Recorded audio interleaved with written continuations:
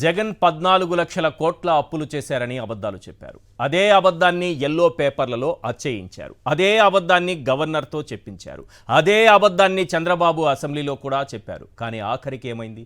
Budget ప్రవేశపెట్టేటప్పుడు అసలు వాస్తవం చెప్పాలిగా, చెప్పేశారు. అబద్ధాలు చెప్పిన నోటితోనే, అబద్ధాలు వల్లివేసిన నాలుకతోనే నిజం చెప్పేశారు. రాష్ట్రం మొత్తం అప్పులు 6,40,000 కోట్లని తేల్చారు. అందులో విభజన నాటికి ఉన్న అప్పు, చంద్రబాబు అత్యధిక కాలం సీఎంగా విచ్చలవిడిగా చేసిన అప్పులు అన్నీ కలిపి 6,40,000 కోట్లని తేలాయి. ఆర్థిక క్రమశిక్షణ పాటించిన జగన్పై అబద్ధాలు చెప్పిన చంద్రబాబు ఇప్పుడేం చేశారో తెలుసా? కేవలం 8 నెలల్లో చంద్రబాబు చేసిన అప్పు 1,26,000 కోట్లు. నిజం, కేవలం 8 నెలల్లో చంద్రబాబు చేసిన అప్పు 1,26,000 కోట్లు. అంటే నెలకు దాదాపుగా 15,750 కోట్లు అప్పు చేశారు. ఆయన దూకుడు చూస్తుంటే 5 ఏళ్లలో రాష్ట్రం అప్పులు నిజంగానే 14 లక్షల కోట్లకు చేర్చేలానే ఉన్నారు. పోనీ ఈ 8 నెలల్లో తీసుకొచ్చిన 1,00,000 కోట్ల అప్పుల్లో ఒక్క సంక్షేమ పథకం ఏమైనా ఇచ్చారా? ఒక్క అభివృద్ధి కార్యక్రమానికైనా ఖర్చు చేశారా? మరి చేసిన అప్పంతా ఎటుపోతోంది? బడ్జెట్ అప్పులు 80,000 కోట్లకు పైగానే ఉంటే బడ్జెటేతర అప్పు దాదాపు 15,000 కోట్లు ఉంది. ఇక అమరావతి కోసం అదనపు భారం మన నెత్తిన ఎలాగూ ఉంది. రియల్ ఎస్టేట్ కోసం చేసిన అప్పులు, చేయబోయే అప్పులు 52,000 కోట్లున్నాయి. రాష్ట్రంలో ఆర్థిక విధ్వంసం సృష్టిస్తూ రాష్ట్రాన్ని సోమాలియా, ఇథియోపియాతో పోల్చుకునే స్థాయికి తీసుకెళ్లిన మన విజనరీ చంద్రబాబు గారు తెచ్చిన 1,00,000 కోట్లకు పైగా అప్పును ఏం చేశారు? ఈ 10 ప్రశ్నల్లో మీలో ఎవరైనా సమాధానం చెప్పగలిగితే చెప్పండి. Question number 1. పిల్లల్ని బడికి పంపే 46 లక్షల మంది తల్లుల్లో ఏ ఒక్కరికి తల్లికి వందనం ఇవ్వలేదు. మరి అప్పు తెచ్చిన 1,00,000 కోట్లు ఎటుపోయాయి? Question number 2. 54 లక్షల మంది రైతుల్లో ఏ ఒక్కరికి 20,000 రూపాయల పెట్టుబడి సాయం ఇవ్వలేదు. మరి అప్పు తెచ్చిన 1,00,000 కోట్లు ఎటుపోయాయి? Question number 3. 1,80,00,000 మంది మహిళల్లో ఏ ఒక్కరికి ఆడబిడ్డ నిధి కింద 18,000 అందలేదు. మరి అప్పు తెచ్చిన 1,00,000 కోట్లు ఎటుపోయాయి? Question number 4. 1,00,000 మంది యువతలో ఏ ఒక్కరికి 3,000 రూపాయల నిరుద్యోగ భృతి ఇవ్వలేదు. మరి అప్పు తెచ్చిన 1,00,000 కోట్లు ఎటుపోయాయి? Question number 5. ఉచిత ప్రయాణం అని చెప్పి ఏ మహిళకు రూపాయి ఖర్చు పెట్టి ఫ్రీ బస్సు టికెట్టు ఇవ్వలేదు. మరి అప్పు తెచ్చిన 1,00,000 కోట్లు ఎటుపోయాయి? Question number 6. ఏడాదికి 3 ఉచిత సిలిండర్లని చెప్పి 1,30,00,000 మందికి గ్యాస్ బండ ఎగ్గొట్టారు. మరి అప్పు తెచ్చిన 1,00,000 కోట్లు ఎటుపోయాయి? Question number 7. BC, SC, ST మైనారిటీలకు 50 ఏళ్లకే 4,000 పెన్షన్ అని చెప్పి ఒక్క పైసా కూడా ఇవ్వలేదు. మరి అప్పు తెచ్చిన 1,00,000 కోట్లు ఎటుపోయాయి? Question number 8. 8 పేజీల మేనిఫెస్టోను అలవికాని హామీలతో నింపేసి ఒక్క వాగ్దానం కూడా పూర్తిగా నెరవేర్చలేదు. మరి అప్పు తెచ్చిన 1,00,000 కోట్లు ఎటుపోయాయి? Question number 9. బాదుడే బాదుడంటూ విద్యుత్ రిజిస్ట్రేషన్ ఛార్జీలు పెంచిన ఒక్క సంక్షేమం అమలు చేయలేదు. మరి అప్పు తెచ్చిన 1,00,000 కోట్లు ఎటుపోయాయి? Question number 10. విజన్ 2047 అంటూ గాలి మాటలు చెప్పడం తప్ప రాష్ట్రంలో అభివృద్ధికి పైసా ఖర్చు పెట్టలేదు. మరి అప్పు తెచ్చిన 1,00,000 కోట్లు ఎటుపోయాయి? అసలు ఒక్క పథకానికైనా ఈ అప్పు తెచ్చినటువంటి 1,26,000 కోట్లు అన్నీ తీసుకోండి. బడ్జెట్ అప్పులు, బడ్జెటేతర అప్పులు అన్నీ కలుపుకుందాం. పోనీ కేవలం బడ్జెట్ అప్పులే 80,000 కోట్లు. ఒక్కటంటే ₹1 ఒక్క పథకానికైనా ఖర్చు పెట్టారా? సూపర్ 6లో ఒక్కదానికైనా ఖర్చు పెట్టారా? ఒకసారి మొత్తం అప్పుల్ని స్క్రీన్ పైన ఒకసారి చూద్దాం. బడ్జెట్ అప్పులు ఎంత ఉంది, బడ్జెటేతర అప్పులు ఎంత ఉంది, అమరావతి కోసం చేస్తున్న అప్పులు ఏ స్థాయిలో ఉన్నాయి? పైగా నిన్న మంగళవారం రోజు 6,000 కోట్లు దాదాపుగా 6,000 కోట్ల రూపాయలు అప్పు తీసుకొచ్చారు చంద్రబాబు నాయుడు గారు. సంపద సృష్టి అంటున్నారు కదా. సంపద సృష్టి ఏం లేదు సార్, సింపుల్. అది మంగళవారం ముష్టే, ఏముండదు. అంటే మంగళవారం ముష్టి అనే పదం ఈ జర్నలిజంలో ఉండదు కదా అని మీరు అంటారేమో. ఎల్లో జర్నలిజంలో ఉంటుంది, వాళ్ళు అలాగే రాశారు. గతంలో ఒక 500 కోట్లు 1000 కోట్లు అప్పు తీసుకొస్తే మంగళవారం ముష్టి అని రాశారు కాబట్టి వారి భాషలో వినిపిస్తే నిజానికి అది మంగళవారం ముష్టి అవుతుంది, కానీ సంపద సృష్టి మాత్రం కాదు. అమ్మో మంగళవారం వస్తోందంటే రాష్ట్ర ప్రజలు వణికిపోవాలి, మళ్ళీ అప్పులు తీసుకొచ్చేస్తారు. తీసుకొచ్చింది ఏమైపోతుందో తెలియదు. ఒక్క పథకం కూడా అమలు చేయలేదు. మొత్తం 8 పేజీలతో మేనిఫెస్టో రిలీజ్ చేశారు. అందులో సూపర్ 6 ఎంత ఉంటుంది? మళ్ళీ ఆ సూపర్ 6ని చూస్తే భయం వేస్తోంది అంటారు. సూపర్ 6 అమలు చేయలేదు, అది పక్కన పెడదాం. మొత్తం దీంట్లో ఉన్నది ప్రధానమైనది 31 హామీలు. అవి పక్కన పెట్టేశారు. ఎంటైర్ మేనిఫెస్టోలో ఉన్నది 2014లో ఏ రకంగా మేనిఫెస్టోను మాయం చేశారో అతి త్వరలో ఈ మేనిఫెస్టో కూడా మాయం కాబోతోంది. నేను ఇప్పుడు చెప్తున్నాను చూడండి, అన్నీ చూడండి. బడ్జెట్ అప్పులు 2025 ఫిబ్రవరి 5 నాటికి, అంటే ఇవాల్టికి నిన్న తీసుకొచ్చారు 6,000 కోట్లు దాదాపుగా. దాంతో కలుపుకుంటే 80,252 కోట్లు ఉంది సార్ బడ్జెట్ అప్పులు. అంటే ఆర్బీఐ దగ్గర క్యూలో నిలబడి మనం ఎప్పటికప్పుడు ఆ వేలంలో తెచ్చుకునేదే ఈ అప్పు. 8 నెలల్లో చేసిన అప్పు ఇది 80,252 కోట్లు. ఇక బడ్జెటేతర అప్పులు ఎల్లో జర్నలిజం భాషలో చెప్పాలంటే దొడ్డిదారిలో, అక్రమ మార్గంలో, మామూలు భాషలో చెప్పాలంటే ప్రభుత్వ గ్యారంటీతో. నేనైతే ప్రభుత్వ గ్యారంటీతో అని చెప్తాను. గతంలో ఎల్లో మీడియా ఏం నేర్పిందంటే దొడ్డిదారిలో తెచ్చిన అప్పులు. చంద్రబాబు నాయుడు గారి భాషలో చెప్పాలంటే దొడ్డిదారిలో తెచ్చిన అప్పులు. ఏమేమున్నాయి దొడ్డిదారిలో? చంద్రబాబు నాయుడు గారు తెచ్చినటువంటి అప్పులు వారి భాషలో. మామూలుగా అయితే ఇది బడ్జెటేతర అప్పులు అనొచ్చు, లేకపోతే ప్రభుత్వం గ్యారంటీలతో కార్పొరేషన్లు, వివిధ సంస్థలు తీసుకొచ్చినటువంటి అప్పు. సింపుల్గా చెప్పాలంటే బడ్జెట్ పరిధిలో లేని అప్పులు ఇవి. పౌర సరఫరాల సంస్థ 2,000 కోట్లు, మార్క్ ఫెడ్ 6,700 కోట్లు, ఏపీఐఐసి 1000 కోట్లు, ఏపీఎండిసి 5,000 కోట్లు. ఇదంతా కలిపితే 14,700 కోట్లు అయింది. అదొక 80,252 కోట్లు బడ్జెట్ పరిధిలో ఆర్బీఐ దగ్గర నుంచి మనం తెచ్చుకున్నటువంటి అప్పు. సంపద సృష్టిలో భాగంగా 8 నెలల్లోనే తెచ్చిన అప్పు 80,252 కోట్లు అయితే, బడ్జెటేతర అప్పు వివిధ సంస్థలు వాటికి ఇచ్చినటువంటి ప్రభుత్వ గ్యారంటీతో తీసుకొచ్చినటువంటి, కార్పొరేషన్లకు తీసుకొచ్చినటువంటి అప్పులు 14,700 కోట్లు. పౌర సరఫరాల సంస్థ, మార్క్ ఫెడ్, ఏపీఐఐసి, ఏపీఎండిసి ఇవి తెచ్చిన అప్పు అవి 14,700, మొత్తం కలిపితే 94,952 కోట్లు అయింది సార్ బడ్జెట్ అప్పు, బడ్జెటేతర అప్పు. ఇదే 94,952 కోట్లు దాదాపుగా వచ్చేసాం. 1,00,000 కోట్లకి దగ్గరలో ఉన్నాం. వచ్చే మంగళవారం వస్తే 1,00,000 కోట్లకి వెళ్ళిపోతాం. మళ్ళీ నెక్స్ట్ మంగళవారం ఎప్పుడు తీసుకుంటారో ఆ మంగళవారం వచ్చే నాటికి ఈ 1,00,000 కోట్లకి చేరుకుంటాం. ఇవి కాకుండా అమరావతి పేరుతో సపరేట్ అప్పులు. ఈ అప్పులకి ఆ అప్పులకి సంబంధం లేదు, లింక్ పెట్టకండి. మళ్ళీ కావాలంటే అన్నీ కలిపి చూద్దాం. అమరావతి అప్పులు ఇవి సపరేట్. ప్రపంచ బ్యాంకు ఏడీబీ నుంచి 15,000 కోట్లు, హడ్కో నుంచి 11,000 కోట్లు, జర్మనీ సంస్థ కేఎఫ్డబ్ల్యూ నుంచి 5,000 కోట్లు. ఇది అధికారికంగా ఇప్పటికిప్పుడు మనకు కనిపిస్తున్న అప్పు. ఇది కాకుండా సిఆర్డీఏ 21,000 కోట్ల రూపాయలు అప్పు సమీకరించుకోవచ్చని ప్రభుత్వం వారికి అనుమతినిచ్చింది. ఎంతవరకు ఇచ్చింది? 21,000 కోట్ల రూపాయలకి ఇచ్చింది. అంటే ఇదంతా కలిపితే ఎంత అయింది? 52,000 కోట్లయింది. 52,000 కోట్లు ఈ మొత్తం అప్పు. ఈరోజు ఈ మొత్తం అప్పు ఏది? ఈ అమరావతి అప్పును పక్కన పెడదాం, ఈ 52,000 కోట్లను పక్కన పెట్టేద్దాం. దీన్ని పక్కన పెడితే 1,26,000 కోట్ల రూపాయల అప్పు. అమరావతిలో ఈ 21,000 పక్కన పెట్టి, మొత్తం పక్కన పెట్టి, ఈ అమరావతిలో సిఆర్డీఏ సమీకరించనున్న అప్పును కూడా పక్కన పెట్టి, అమరావతి కోసం చేస్తున్న అప్పు, బడ్జెట్ అప్పు, బడ్జెటేతర అప్పు అన్నీ కలిపితే 1,26,000 కోట్లు దాదాపుగా తేలింది. ఈ 1,26,000 కోట్లు ఎన్ని రోజుల్లో చేశారు? 8 నెలల్లో చేశారు. 8 నెలల్లో అంటే దాదాపుగా నెలకి ఎంత అప్పు చేస్తున్నారు చంద్రబాబు నాయుడు గారు? 15,750 కోట్ల రూపాయలు. 15,750 కోట్ల రూపాయలు నెలకు అప్పు చేస్తున్నారంటే ఏమైనా అభివృద్ధి జరిగిందా? ఏమైనా సంక్షేమానికి ఇచ్చారా? ఏమైనా అది క్యాపిటల్ ఎక్స్పెండిచర్ అభివృద్ధి కోసం ఖర్చు పెట్టారా? సంపద సృష్టికి ఏమైనా ఖర్చు పెట్టారా? ఒక్క సూపర్ 6కైనా ఇచ్చారా? ఒక్క తల్లికే, ఎక్కువ మందికి అవసరం లేదు. చంద్రబాబు నాయుడు గారు రేపు అమలు చేసినా ఇచ్చేది అందరి తల్లులకి ఎవరు? ఆ తల్లులకి ఏజ్ లిమిట్ పెడతారు, ఇంకేదో హైటు వెయిట్ ఇట్లాంటివన్నీ కూడా పెట్టి ఏం చేస్తారో తెలియదు. కానీ వాళ్ళలో ఏరువేతలు అయితే మాత్రం డెఫినెట్గా ఉంటాయి. అందరికి వస్తాయో రావో తెలియదు. పిల్లలున్న ప్రతి తల్లికి ఎంతమందికో ఇస్తారు. కానీ ఇప్పటి వరకు ఒకరికైనా ఇచ్చారా? రైతులకు ఇచ్చారా? యువతకి ఇచ్చారా? ఎవ్వరికీ ఇవ్వలేదు.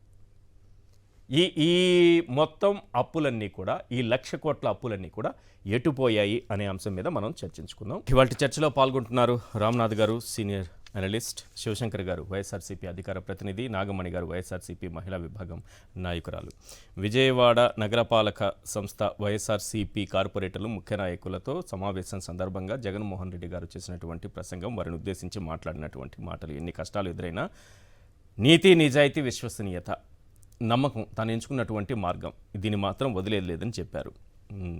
చాలామంది అంటున్నారు చంద్రబాబు నాయుడు గారి లాగా ఒక ఫాల్స్ ప్రామిసెస్ ఇలాంటివి చేయొచ్చు కదా అని. కానీ ఆ దీంట్లోకి నేను వెళ్ళనని చాలా క్లియర్గా చెప్పారు. తర్వాత ఈ కేసుల గురించి కూడా చాలా క్లియర్ కట్గా మాట్లాడారు.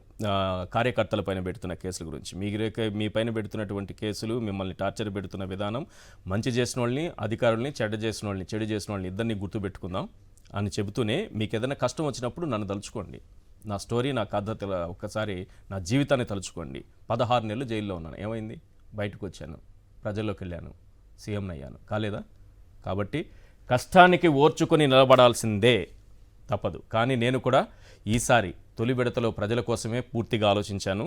ఈసారి 2.0 జగన్ 2.0 చూస్తారు, కార్యకర్తల కోసం పనిచేసే విధానం అని అన్నారు.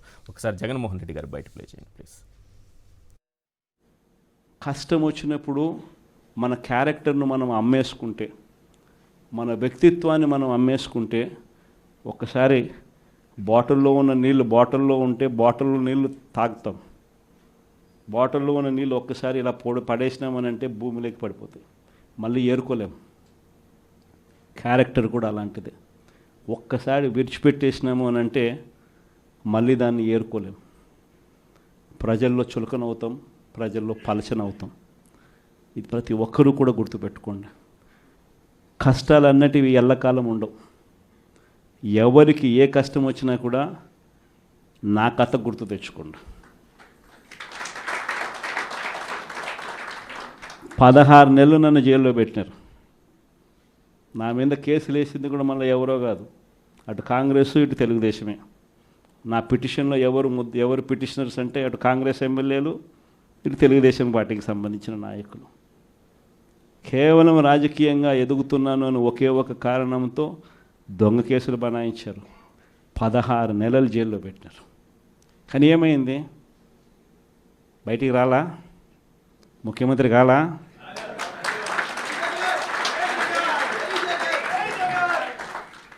ప్రతి ఒక్కరు ఇది గుర్తుపెట్టుకోండి. ఎవరికైనా ఇంతే. మహా చేస్తే వీళ్ళు ఏం చేయగలుగుతారు? దొంగ కేసులు పెడతారు, కాదండంలా బెదిరిస్తారు, కాదండంలా మహా అయితే 3 నెలలు లోపల వేస్తారు, అది కాదండంలా. కానీ ఏం చేస్తారు? 3 నెలల తర్వాత మళ్ళా వస్తాం, రెట్టించిన ఉత్సాహంతో మళ్ళా పనిచేస్తాం. ఎవరెవరైతే మిమ్మల్ని జైల్లో పెట్టే కార్యక్రమం ఎవరెవరైతే చేస్తారో, మంచి చేసిన వాళ్ళని గుర్తుపెట్టుకోండి, చెడు చేసిన వాడిని గుర్తుపెట్టుకోండి. ఇద్దరిని గుర్తుపెట్టుకోమని చెప్తాను. ఊరికే చూస్తూ ఊరుకోం. వైఎస్ఆర్ కాంగ్రెస్ పార్టీ బ్రతుకుతుంది. వైఎస్ఆర్ కాంగ్రెస్ పార్టీ ఈ రాష్ట్రాన్ని ఏలుతుంది అని కూడా ఈ సందర్భంగా చెప్తాను. మరో 30 సంవత్సరాలు ఏళ్తామని కూడా ఈ సందర్భంగా కూడా మరి గట్టిగా కూడా చెప్తాను. కాబట్టి ఎవ్వరూ కూడా వైఎస్ఆర్ కాంగ్రెస్ పార్టీకి సంబంధించిన ఏ కార్యకర్త వెంటికి కూడా పీకలేడు అని చెప్పి కూడా ఈ సందర్భంగా చెప్తాను. రామ్నాథ్ గారు, ఇన్స్పిరేషనల్ స్పీచ్ అప్పుడప్పుడు కొన్ని సందర్భాల్లో వింటూ ఉంటాం. ఈరోజు వైఎస్ఆర్సీపీ కార్యకర్తలకు అలాంటి స్పీచ్ వినిపించారని జగన్మోహన్ రెడ్డి అని అనుకోవచ్చా? ఈశ్వర్ గారు, మీకు ప్యానెల్లో ఉన్న వాళ్ళందరికీ నమస్కారం. నమస్తే సార్. వైఎస్ఆర్ కాంగ్రెస్ పార్టీ కార్యకర్తలు, నాయకులు నిర్లక్ష్యానికి గురయ్యారు అన్నది గత 5 ఏళ్లుగా అయితే బాగా గట్టిగా ప్రచారం జరిగిన మాట వాస్తవం. చాలా మందిలో అసంతృప్తి ఉంది. జగన్మోహన్ రెడ్డి గారు ఈరోజు చెప్తున్నారు, నేను అయితే ప్రజల పక్షాన ఎక్కువ ఆలోచించాను, అందువల్ల ఇబ్బంది వచ్చింది. వైఎస్ఆర్ కాంగ్రెస్ పార్టీ అధికారంలో ఉన్నప్పుడే ఒక మోస్ట్ సీనియర్ నాయకుడు, 3-4 తరాల రాజకీయం చూసిన వైఎస్ఆర్సీపీ నాయకుడి వద్ద ఈ అంశాన్ని, కార్యకర్తలు అసంతృప్తి, వైసీపీ వైఖరి అన్న అంశాన్ని ప్రస్తావించినప్పుడు ఆయన ఒక విషయం చెప్పారు. మా రథం ఇంధనం మీద కాదు, సత్యం మీద నడుస్తోంది, నడిచినంత కాలం నడుస్తుంది అన్నారు. అంటే వైఎస్ఆర్ కాంగ్రెస్ పార్టీ ఓపెన్ గా చెప్పాలంటే ఒక ఇంజన్ లేకుండా బోగిల్ని లాగే ఒక ప్రయోగం అయితే చేశారు. ఈ ప్రయోగాన్ని నేనైతే తప్పుపట్టడం లేదు. వైఎస్ఆర్ కాంగ్రెస్ పార్టీ కార్యకర్తలకు, నాయకులకి ఇబ్బంది కలిగి ఉండవచ్చు. కానీ స్వాతంత్రం వచ్చిన ఇన్ని దశాబ్దాల తర్వాత కూడా ఇంకా రాజకీయ నాయకుల వద్దకు వెళ్ళి ప్రజలు నిలబడాలా అన్న ఆలోచనకు భిన్నంగా జగన్మోహన్ రెడ్డి గారు అర్హతే ప్రమాణికంగా ప్రతి ఒక్కరికి సంక్షేమ పథకాలు ఇచ్చే ప్రయత్నం అయితే చేశారు. కానీ ప్రజలే ప్రూవ్ చేశారు ఏంటి, ఇంజన్ లేకుండా బోగిలు లాగలేరు, కార్యకర్తలు పార్టీ శ్రేణుల నిర్మాణం బలంగా లేకుండా ఒక రాజకీయ పార్టీని నడపడం కూడా అంత సాధ్యం కాదు. కార్యకర్తలు కూడా ప్రజల్లో భాగమే, ఓటర్లలో భాగమే, నాయకులు కార్యకర్తలు శ్రేణులంతా కూడా ఒక పార్టీలో భాగమే. ఒక పొలిటికల్ పార్టీలో కార్యకర్తలను అడ్రస్ చేయడం, నాయకులను అడ్రస్ చేయడం అన్నది ఏదేమో ఒక నేరపూరితమైన చర్య కాదు అన్న ఒక ఇంప్రెషన్ అయితే మొన్న ఎలక్షన్ లో ఇచ్చారు. ఈ కారణంగానే చంద్రబాబు నాయుడు గారు చాలా ఇదివరకు ఎస్పీల కాన్ఫరెన్స్ లో, కలెక్టర్ల కాన్ఫరెన్స్ లో 4 గోడల మధ్య మా కార్యకర్తలు మా నాయకులు చెప్పినట్టు మీరు వినాలి అని చెప్తూ వచ్చిన చంద్రబాబు నాయుడు గారు ఈసారి మాత్రం చాలా ధైర్యంగా ఓపెన్ గానే ప్రెస్ మీట్ లోనే చెప్తూ ఉన్నారు, మా కార్యకర్తలు వస్తే ఏ పనైనా చేయాల్సిందే, ఇది కంప్లీట్ గా పొలిటికల్ గవర్నెన్స్ అని. ఆయనకి ఎందుకు అంత ధీమా వచ్చిందంటే మొన్న రిజల్ట్ ద్వారా ప్రజలే ఒక ఇంప్రెషన్ ఇచ్చారు. ఒక రాజకీయ పార్టీని కార్యకర్తల్ని పూర్తిగా నిర్లక్ష్యం చేసుకోవడం వల్ల మీరు సాధించేదంటూ ఏమీ ఉండదు, కాబట్టి మీరు చేయాల్సింది ఒక పొలిటికల్ పార్టీని ఎలా నడపాలో అలాగే నడపాలి. అంతకు మించి ఒక 20 ఏళ్ళు ఫార్వర్డ్ వెళ్ళిపోయి ఇలా ఉండాలి ప్రపంచం అని ఊహించుకొని ప్రయోగాలు చేస్తే ఇప్పటికిప్పుడు ప్రజలు కూడా దాన్ని యాక్సెప్ట్ చేసే పరిస్థితుల్లో లేరు అన్నది కూడా అర్థమవుతుంది. జగన్మోహన్ రెడ్డి గారు ఇంకో కీలకమైన విషయం ఏం చెప్పారు, కేసుల గురించి. కేసుల గురించి అయితే గట్టిగా జగన్మోహన్ రెడ్డి లాంటి వాళ్ళు నిలబడాల్సిందే. ఇప్పటికే కొంతమంది పోలీసులు కేసులు పెడుతూ ఉన్నప్పటికీ కూడా వైఎస్ఆర్ కాంగ్రెస్ పార్టీ వాళ్ళ మీద జగన్మోహన్ రెడ్డి గారు ఇదివరకు చెప్పారు, 7 సముద్రాల ఆవలు ఉన్నా కూడా మేము లాక్కొని వస్తాం, రిటైర్ అయిపోతాం, పక్క రాష్ట్రాలకు వెళ్ళిపోతాం అనుకుంటున్నారేమో, ఎక్కడున్నా వదిలిపెట్టే ప్రసక్తి లేదు, మా కార్యకర్తలు నాయకుల జోలికి వచ్చిన ప్రతి ఒక్కరి సంగతి తెలుస్తామని కొందరు అధికారుల పేర్లను కూడా డైరెక్ట్ గా ప్రస్తావించారు. ఆ తర్వాత పోలీసుల్లో మార్పు ఉన్నమాట వాస్తవం. ఎక్కడన్నా కేసులు పెడుతూ ఉన్నా కూడా మీరు కూడా వెరిఫై చేయండి ఈశ్వర్ గారు, వైఎస్ఆర్ కాంగ్రెస్ పార్టీ కార్యకర్తల మీద, నేతల మీద కేసులు పెడుతున్నప్పటికీ కూడా వాళ్ళు అక్కడికి వెళ్ళిన తర్వాత మేము ఏమీ చేయలేని పరిస్థితుల్లో ఉన్నాము, పూర్తిగా పొలిటికల్ గా విపరీతమైన ప్రెజర్ ఉండడం వల్లే మేము కేసులు పెడుతున్నాం, దయచేసి మమ్మల్ని ఇంకోలా అర్థం చేసుకోవద్దండి అని చాలా మంది పోలీస్ అధికారులు చెప్పే పరిస్థితికి వచ్చారు. ఇంకా కొంతమంది ఉన్నారు, వాళ్ళు ఏం చెప్పినా కూడా వినే పరిస్థితుల్లో లేరు, తెలుగుదేశం పార్టీ కోసం ఏమైనా చేస్తామనే పోలీసులు కూడా ఉన్నారు. ఇలాంటి పదే పదే జగన్మోహన్ రెడ్డి గారు లాంటి వాళ్ళు ఇలాంటి వార్నింగ్లు ఇవ్వడం వల్ల పోలీసులు కూడా మార్పు వస్తుంది. ఎవరన్నా హద్దులు దాటాలి, ప్రభుత్వం మెప్పు పొందాలి అని న్యూట్రల్ గా ఉన్న పోలీసులు కూడా ఒక్కోసారి ఏమీ కాదు, మన ప్రభుత్వం మాట్లాడితే మనకి బెనిఫిట్ ఉంటుంది, ప్రతిపక్షం ఎలా ఏమీ చేయదు కదా అన్న ఇది వచ్చినప్పుడు బార్డర్ దాటడానికి ట్రై చేస్తుంటారు అధికారులు కావచ్చు, పోలీసులు కావచ్చు. కాబట్టి దీనికి ఒక చెక్ అండ్ బ్యాలెన్స్ లాగా జగన్మోహన్ రెడ్డి గారు మళ్ళీ ఈ రోజు కూడా చాలా గట్టిగా చెప్పారు, మేము వస్తే వదిలిపెట్టాం ఇష్టానుసారం కేసులు పెడితే. అయితే ఒకటి మాత్రం జగన్మోహన్ రెడ్డి గారు ఒక విధంగా చాలా అదృష్టం అవుతారు నా దృష్టిలో. ఎందుకంటే 2011 మార్చిలో పార్టీ పెట్టిన తర్వాత అప్పటి నుంచి కూడా మొన్నటి ఎలక్షన్ల వరకు ఈ రోజు వరకు కూడా వైఎస్ఆర్ కాంగ్రెస్ పార్టీ నాయకులు కావచ్చు, కేడర్ కావచ్చు బాగా నష్టపోయింది. ఇలా నష్టపోయింది అన్నది ఇంకో డిబేట్, అంత ఓపెన్ గా చెప్పలేము కదా. వాళ్ళు ఒక ఏదో చేశారు, లాస్ అయిపోయాం అంటే డబ్బుల పరంగానే కాదు, కొన్ని వ్యవస్థల కారణంగా మాకు కనీసం ఊర్లో పలుకుబడి కూడా లేకుండా పోయింది, మమ్మల్ని పలకరించే వాళ్ళు కూడా లేకుండా పోయారు అన్న ఒక అసంతృప్తి కూడా వచ్చింది. అయినప్పటికీ కూడా ఈ రోజు మళ్ళీ జగన్మోహన్ రెడ్డి కోసం నిలబడి మేము ఈ 5 ఏళ్ళు కూడా ఇంకోసారి జగన్మోహన్ రెడ్డిని చూస్తాం అని అంటున్నారు అంటే కారణం ఏంటంటే వాళ్ళు కూడా అర్థం చేసుకున్నారు, జగన్మోహన్ రెడ్డి గారు లాస్ట్ 5 ఇయర్స్ కంప్లీట్ గా ప్రజల కోసం ఒక నాయకుడు లేని సమాజం లాగా తయారు చేయాలని ఒక మంచి ఉద్దేశంతోనే ముందుకు వెళ్లారు. ప్రజలు దాన్ని యాక్సెప్ట్ చేయలేదు. కాబట్టి ఇప్పుడు జగన్మోహన్ రెడ్డి గారు మళ్ళీ మాకు అండగా ఉంటామని ఈ రోజు ఇస్తున్నారు. కాబట్టి ఇంకోసారి నమ్ముదాం, నిలబడదాం అనే దాంతో అయితే వచ్చేసారు. అయితే చంద్రబాబు నాయుడు గారు లాగా ఫాలో కావాల్సిన అవసరం లేదు జగన్మోహన్ రెడ్డి గారు, దయచేసి అలా ఫాలో కాకూడదు అంత ఓపెన్ గా. జగన్మోహన్ రెడ్డి గారు కార్యకర్తలు దృష్టిలో కావచ్చు, నాయకుల పట్ల కావచ్చు ఎలా ఉండాలి అన్న దానికి ఎవరిని ఆదర్శంగా తీసుకోవాల్సిన అవసరం లేదు ఈశ్వర్ గారు. వాళ్ళ నాన్నగారు వైఎస్ఆర్ గారే ఉన్నారు. ఎలా నడిపారు పార్టీని, ఎలా నడిపారు, క్యాడర్ తో ఎలా ఉన్నారు అన్నది ఒక్కసారి రివ్యూ చేసుకుంటే ఒక అద్భుతమైన ఒక బ్లూ ప్రింట్ లాంటిది జగన్మోహన్ రెడ్డికే దొరుకుతుంది. కాకపోతే ఒకటి మాత్రం వైసీపీ కార్యకర్తలు కాకపోయినా కూడా వాళ్ళ ఆలోచనలు అన్ని విన్నప్పుడు అనిపించింది ఏంటంటే జగన్మోహన్ రెడ్డి గారి మీద విపరీతమైన అభిమానంతో, ప్రేమతో ఈ 5 ఏళ్ళు కూడా, ఈ 5 ఏళ్ళు ఏమి ఉండదని తెలుసు, పదవులు ఉండవు ఏముండవు, అయినా కూడా మేము జగన్మోహన్ రెడ్డి కోసం చేస్తాం. ఏదో గత 5 ఏళ్లలో పొరపాటు జరిగిపోయింది, ఏదో మంచి నిర్ణయాలే కావచ్చు, అవన్నీ ఇలా పార్టీ మీద రిఫ్లెక్ట్ అయ్యాయి, ఓడిపోయాం, ఈసారి అలా ఉండదు, జగన్మోహన్ రెడ్డి గారు పక్కాగా రాజకీయ పార్టీ లాగే నడుపుతారన్న ఒక ధీమాతో అయితే వైఎస్ఆర్ కాంగ్రెస్ పార్టీ వాళ్ళు ఉన్నారు. ఈసారి అధికారంలోకి వచ్చిన తర్వాత మాత్రం ఈసారి నిలబడాల్సిన అవసరం అయితే ఉంది. ఎందుకంటే విపరీతమైన ప్రేమ ద్వేషంగా మారడం ఇంకా ప్రమాదం. అవును, అంతవరకు రాకుండా చూసుకుంటారు అన్నది కూడా నేను అనుకుంటున్నాను ఈశ్వర్ గారు. శివశంకర్ గారు, 30 ఏళ్ళు అధికారంలో ఉంటాం, ఏంటి ఆ కాన్ఫిడెన్స్? నమస్తే ఈశ్వర్ గారు, మీకు ప్యానెల్లో ఉన్నటువంటి పెద్దలకి నమస్తే. ఇది కాన్ఫిడెంట్ ఎలా అంటే నీతి నిజాయితీతో చేసే రాజకీయాలు అనేటువంటిది లాంగ్ టర్మ్ అనేటువంటిది ఉంటది. ఏదో బైపాస్ లోనో షార్ట్ కట్ లోనో అబద్ధాలు చెప్పో ఇంకో విధంగా ఉంటే ఒకసారి ఇస్తారు, రెండోసారి పొరపాటున మోసం చేసి ఏదో ఉంటుంది చూడండి. ఒక కథ చిన్నప్పుడు మనం వింటా ఉంటాం. ఒక తాత మనవడు ఉన్నప్పుడు ఏంటంటే ఊర్లో అటు బయటకు వెళ్ళేసేసి బయట నుంచి ఓ తాత పులి వచ్చింది అంటే అంతా పరిగెత్తి వెళ్ళే వాళ్ళంట. ఆడికి వచ్చిన తర్వాత పులి లేదు ఏం లేదు పోరా అన్నాడు. రెండోసారి మళ్ళీ పులి వచ్చిందంటే నమ్మారు జనాలు, ఆ తాతనే నమ్మేసి రెండోసారి. మూడోసారి ఏమైంది, తాత పులి వచ్చింది, నిజంగా పులి వచ్చింది. అప్పుడు తాత పులి వచ్చిందని చెప్తే వీడు వెళ్ళేటప్పుడు ఏంటంటే ఏం లే పులి కాదులే వాడు నక్కి అబద్ధాలు చెప్తున్నాలే వాడిని ఏం వదిలిపెట్టారు. ఆ పులే ఆ పిల్లోని పసి వాడిని బలికొంటారు. సో ఆ కథలో లాగా ఒకసారి రెండు సార్లు ప్రజల వాళ్ళు కూడా మోసపోతారు. ఇక్కడ ఏదైతే ఇందాక మీరు చూపించినటువంటి వీడియోలో జగన్మోహన్ రెడ్డి గారికి వాటర్ బాటిల్ చెప్పారు కదా, ఆ వాటర్ అనేటువంటిది నిజంగా నిజాయితీ, ఆ యొక్క క్యారెక్టర్ అనేటువంటిది పొలిటికల్ లో ఆ వాటర్ బాటిల్ లాంటిది. కింద పడిన వాటిని మళ్ళీ తీసుకురాలేదు. ఆ క్యారెక్టర్ ఈ రోజు రాజశేఖర రెడ్డి గారికి ఉంది కాబట్టి ప్రతి ఉదాహరణలోనే రాజశేఖర రెడ్డి గారు అనేటువంటిది చెప్పుకుంటా ఉంటాం. జగన్మోహన్ రెడ్డి గారు కూడా అదే. ఇక ఒక ఎగ్జాంపుల్ తీసుకుందాం సార్. రాష్ట్రం విడిపోయిన తర్వాత 2014 ఎలక్షన్స్, 2019, 2024 3 ఎలక్షన్స్ జరిగాయి. 2014లో చంద్రబాబు నాయుడు రుణమాఫీ చేస్తాను బేషరతుగా 80,000 కోట్లు రైతు రుణమాఫీ చేసేస్తానన్నారు. డ్వాక్రా రుణమాఫీ చేసేస్తానన్నారు. ఇలాంటి అలవి కానీ హామీలు ఇచ్చారు. ఇందులో రుణమాఫీ చేస్తానని మీరు కానీ హామీ ఇచ్చుంటే ఆ రోజే అధికారంలోకి వచ్చేవాళ్ళు. చంద్రబాబు నాయుడు గారు ఒక అబద్ధం చెప్పి అది చేయకుండా అధికారంలోకి వచ్చారు. ఒక ఎగ్జాంపుల్ అంటే మీకు ఒక అనుభవం, ఇది ఒక అనుభవం. 2014 అనేది ఒక అనుభవం.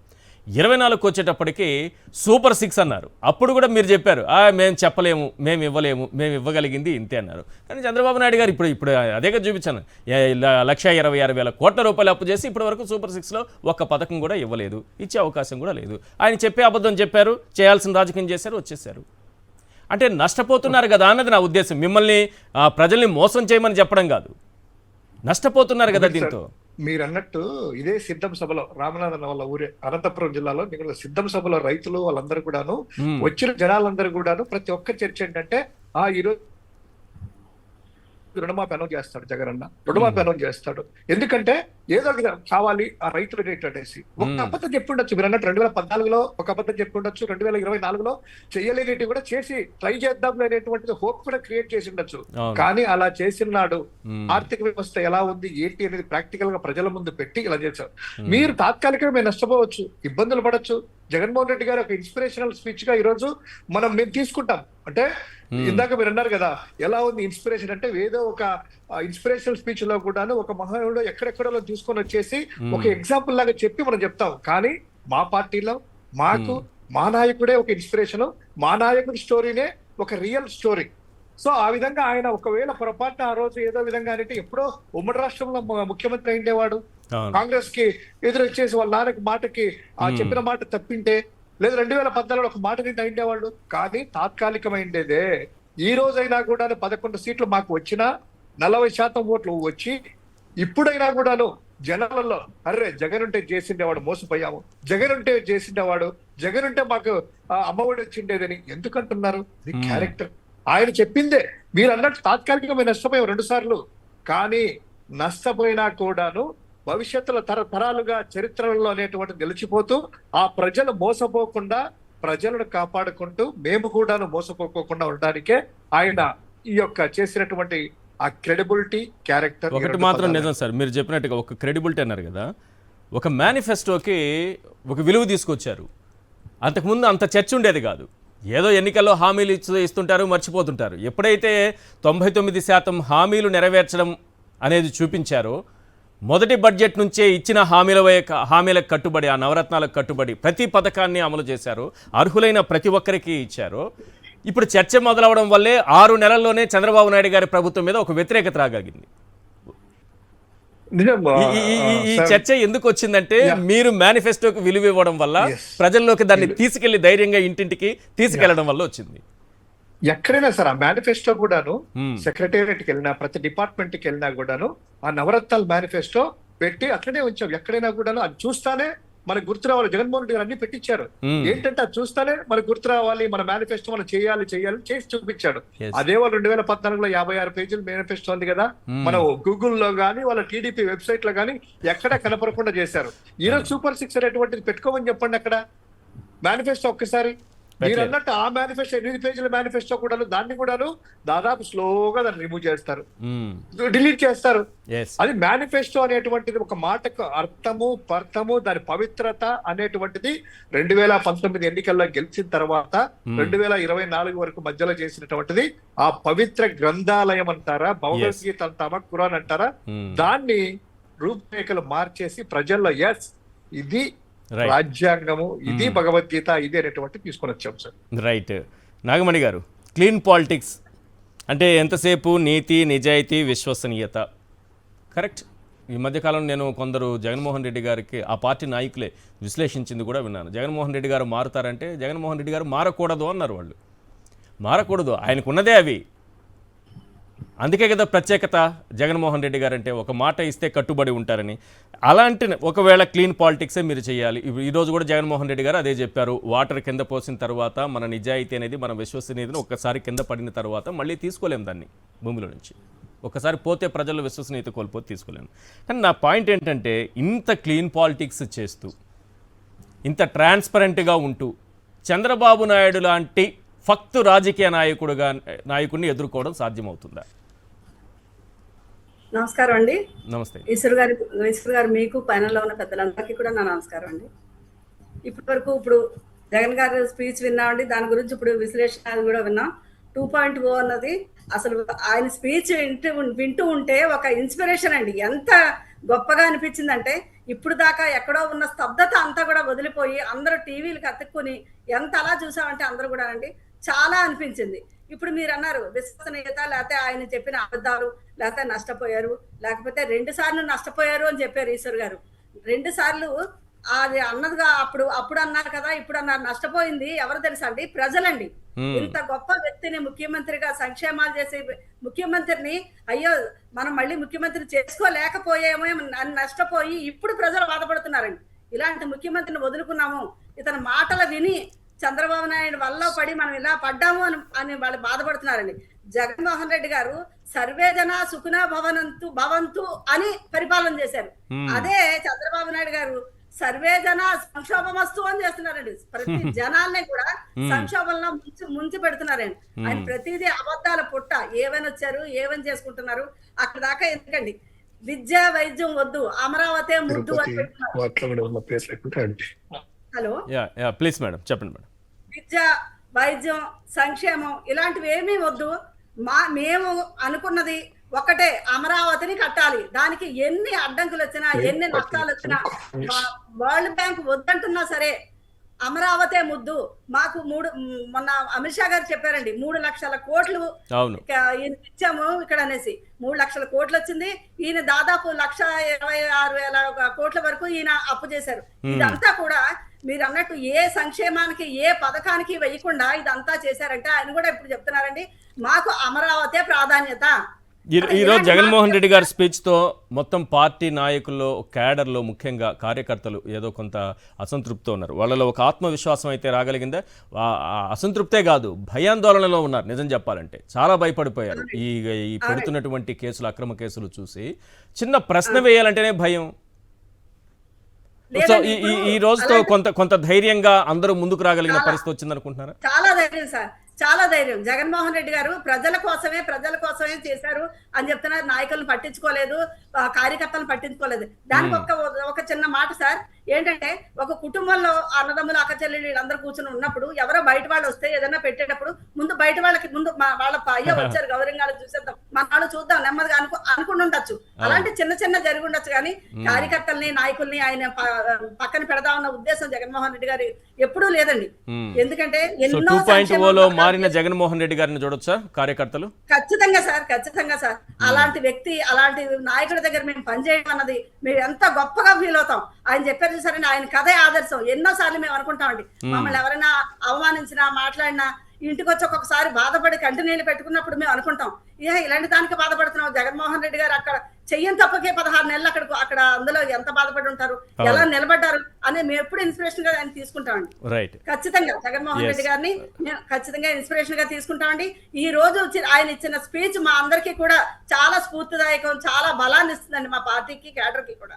రామ్నాథ్ గారు ఒక్క విషయం చెప్పండి, తర్వాత నెక్స్ట్ టాపిక్ లోకి వెళ్దాం మనం. మీకు ఈ కష్టాలు ఎదురైనప్పుడు నా కథ నన్ను చూడండి, నా కథ వినండి, నా జీవితంలో ఏం జరిగిందో తెలుసుకోండి అని చెప్పడం ద్వారా నిజంగా ఆ కష్టాలను ఎదుర్కొని ఒక మనిషి మళ్ళీ ముఖ్యమంత్రి స్థాయిలో కూర్చోవడం అంటే మామూలు విషయం కాదు. ఎలా ఇన్స్పిరేషనల్ స్పీచ్గా తీసుకోవచ్చు దీన్ని చెప్పండి. ఇప్పుడు జగన్మోహన్ రెడ్డి గారు ఎంత కాంగ్రెస్ పార్టీని వదిలిపెట్టి ఈ స్థాయిలో ర్యాలీ అయ్యారంటే కార్యకర్తలు ప్రజలంతా కారణం ఏంటంటే ఆయన చూపిన ఆ ధైర్యమే.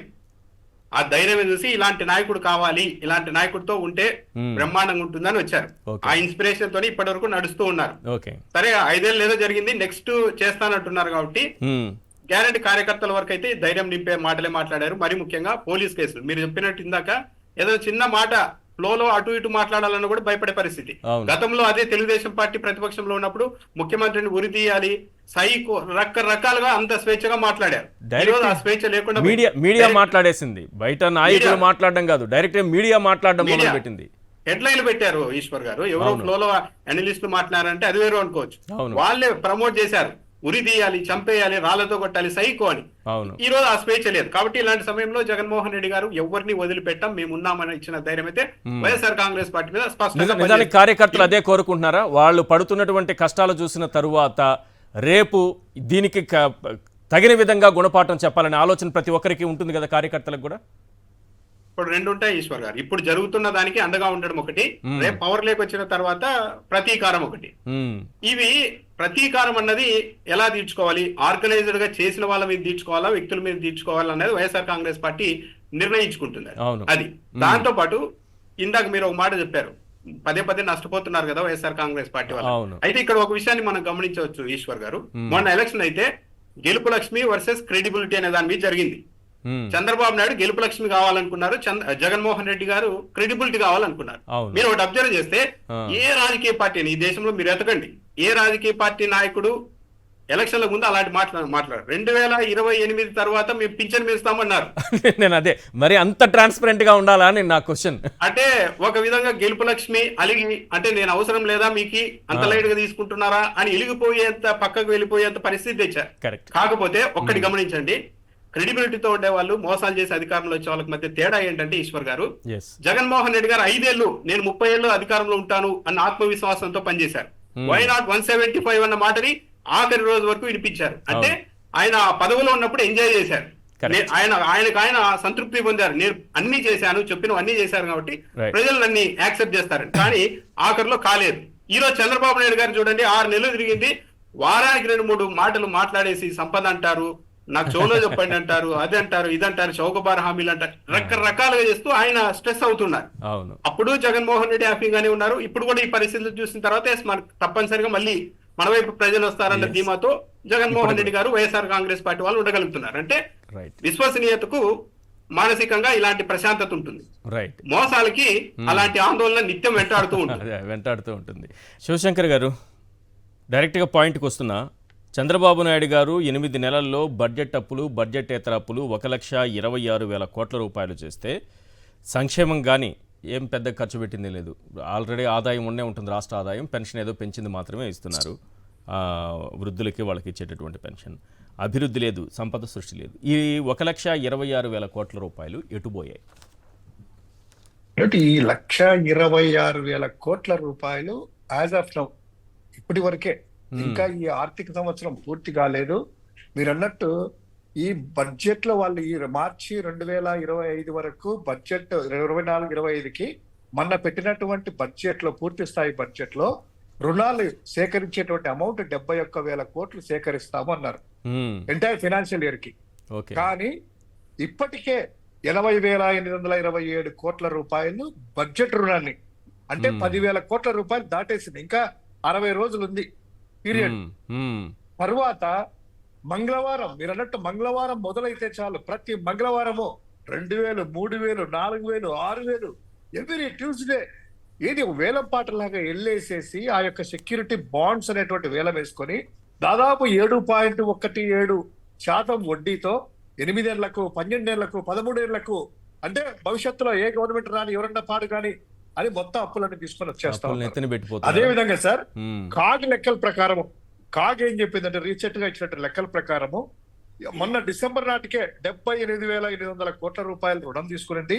మ్మ్. అందులో వ్యయము క్యాపిటల్ ఎక్స్పెండిచర్ అంటే అభివృద్ధికి ఏమైనా పెట్టారా, సంక్షేమం ఇవ్వలేదని చెప్పి మన ప్రజల్లో ఆలోచన ఉంటే వాళ్ళు పెట్టినటువంటి క్యాపిటల్ ఎక్స్పెండిచర్ ఎంత అంటే 8,894 కోట్ల రూపాయలు.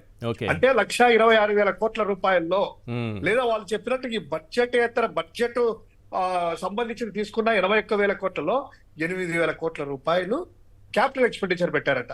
అంటే 10%.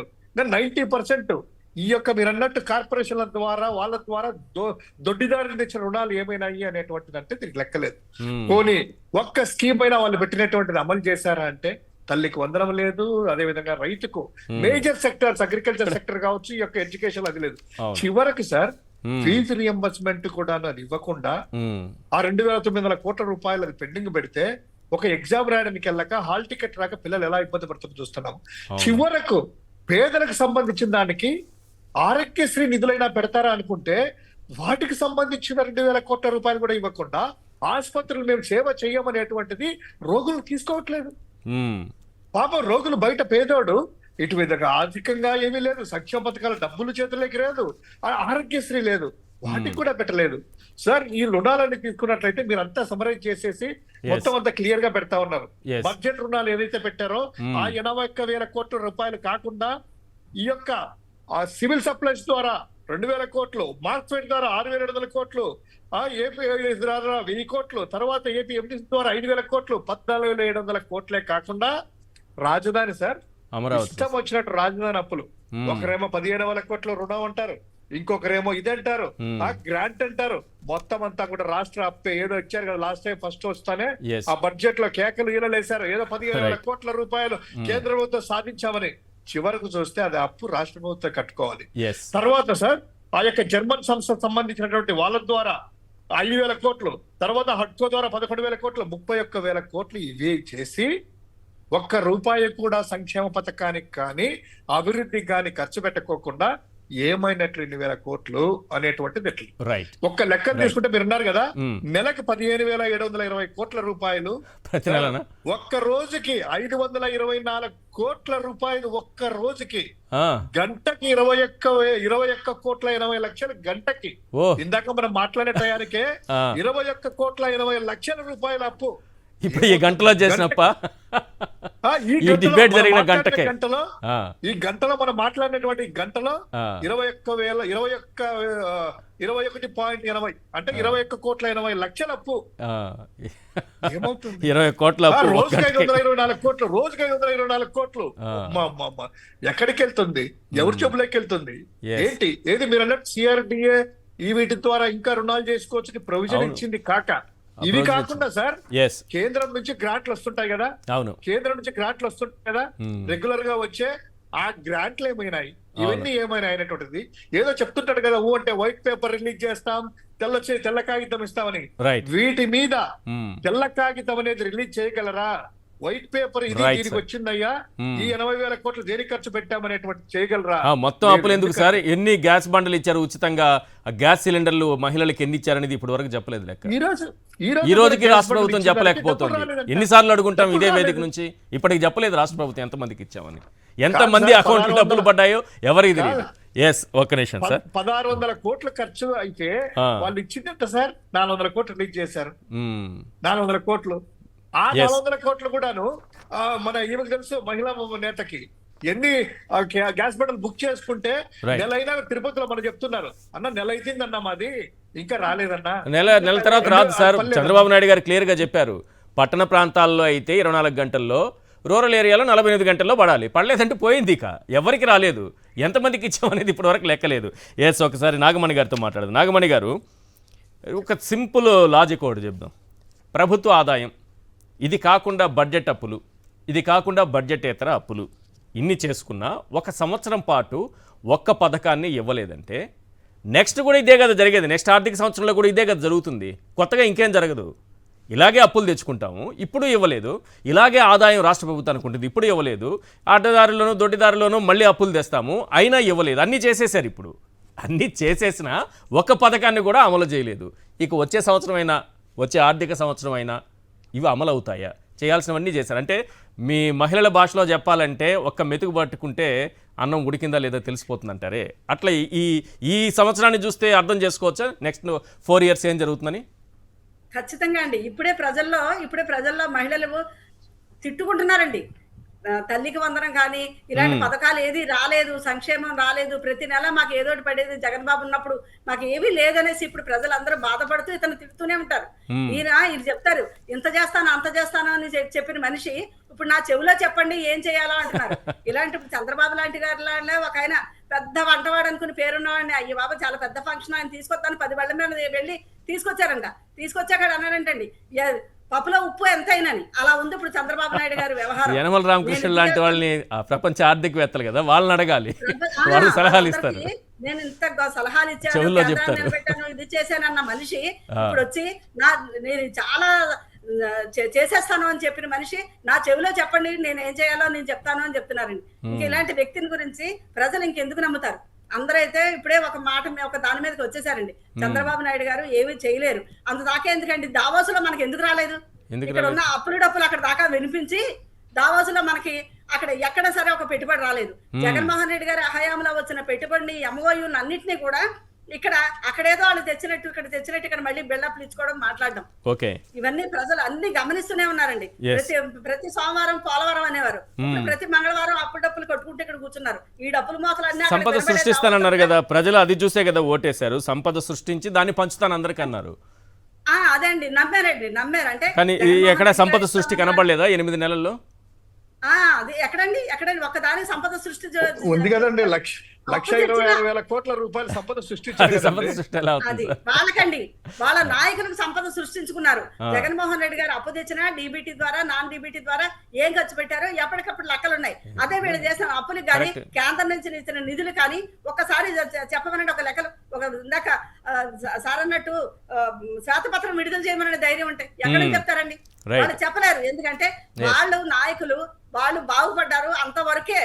ఈ ఇసుక ద్వారా గానీ మద్యం ద్వారా గానీ వీళ్ళు ఇక్కడ బీభత్సం సృష్టిస్తే వాళ్ళు సంపదను సృష్టించుకుంటున్నారండి.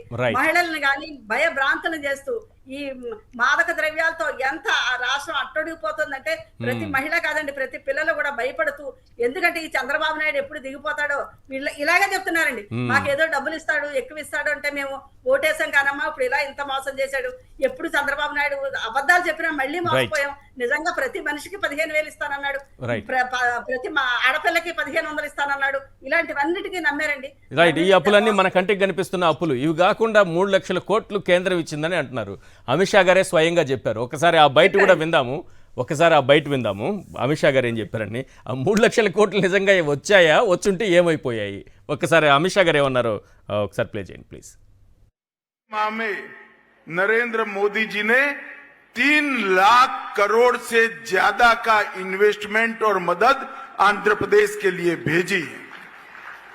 అటు పరిపాలన దక్షత అదే విధంగా ఆర్థిక పరంగా కూడా ఆంధ్ర రాష్ట్రాన్ని ముందుకు తీసుకువెళ్లేటువంటి సామర్థ్యం ఉన్నటువంటి ముఖ్యమంత్రి చంద్రబాబు నాయుడు గారు ఇక్కడ ఉన్నారు. వారు రేయింబవళ్లు కూడా ఏ విధంగా ఆంధ్ర రాష్ట్రాన్ని గాడిలో పెట్టాలి అనేటువంటి అంశం మీద వారు దృష్టి కేంద్రీకరించడం జరిగింది. రెండో వైపును చూసినట్లయితే దేశ ప్రధాని అయినటువంటి నరేంద్ర మోడీ గారు ఈ 6 నెలల కాలంలోనే అధికారంలోకి వచ్చి 6 నెలలే అయింది. కానీ దగ్గర 3 లక్షల కోట్ల మేరకు ఆంధ్ర రాష్ట్రానికి సంపూర్ణమైనటువంటి సహకారాన్ని అందించారనేటువంటి విషయం గమనించాలి. రైట్ రామ్నాథ్ గారు ఎట్లో ట్రాన్స్లేషన్ మాత్రం చాలా కరెక్ట్గా చేశారు. ఎందుకంటే 2014-19 విధ్వంసాన్ని మార్చి చెప్పారు కదా, ఇది మాత్రం ఎట్లా కరెక్ట్ కరెక్షన్ చేసేసి ఆయన పేరు చంద్రబాబు పేరు ఎత్తకుండా ఏదో చేశారు. ఆయన పాపం తెలుసా తెలియకుండా నిజాలే చెప్పారండి. రైట్ రామ్నాథ్ గారు ప్లీజ్. ఈశ్వర్ గారు, చంద్రబాబు నాయుడు గారు అత్యుత్తమ ఎండమావుల వ్యాపారి, ఎండమావులతో కూడా వ్యాపారం చేయగలిగిన సమర్థుడు. ఇప్పుడు ప్రజలందరినీ రండి నా వెంట రండి, అగో ఆ ముందర కనిపిస్తోంది సరోవరం లాంటి సదస్సు, చేపలన్నీ ఎగిరెగిరి కేరింతలు కొడుతున్నాయి, నాతో రండి అని తీసుకెళ్తారు. అని బాబు గారు చెప్తున్నారు కదా అని తీరా అక్కడికి వెళ్ళిన తర్వాత మాకేది కనిపించలేదు కదా సార్ అంటే, ఇచ్చోటనే జలపుష్పాలు కేరింతలు కొడుతూ జలకాలు ఆడుతున్నాయి మీకు కనిపించడం లేదా అంటే, లేదు సార్ మాకు కనిపించడం లేదు, ఆయాసం తప్ప ఏమి రాలేదు అంటే, సరే మీ విజన్ మీ కంటికి విజన్ లేదు, మీరంతా అవుట్డేటెడ్ పీపుల్, ఇది అర్థం కాదు. కానీ ఇంకొంచెం ముందుకు వెళ్తే విజన్ 2047 అనే ఒక సరస్సు ఉంది. అక్కడైతే మీకు కనీసం ఒక్కో చేప 7 కిలోలు తగ్గకుండా ఒక్క చేప కనపడుతుంది, నా వెంట రండి అమరావతిలో దొరికింది అన్నట్టుగా ఉంటుంది. చంద్రబాబు నాయుడు గారు ఎప్పుడు కూడా అదే పని చేస్తూ ఉంటారు. రాష్ట్రాన్ని అప్పుల ఊపిలోనికి దింపిందే చంద్రబాబు నాయుడు గారు. నిజానికి కాంగ్రెస్ పార్టీ గవర్నమెంట్ ఉన్నప్పుడు మిగులు బడ్జెట్ ఉండేది రాష్ట్రానికి.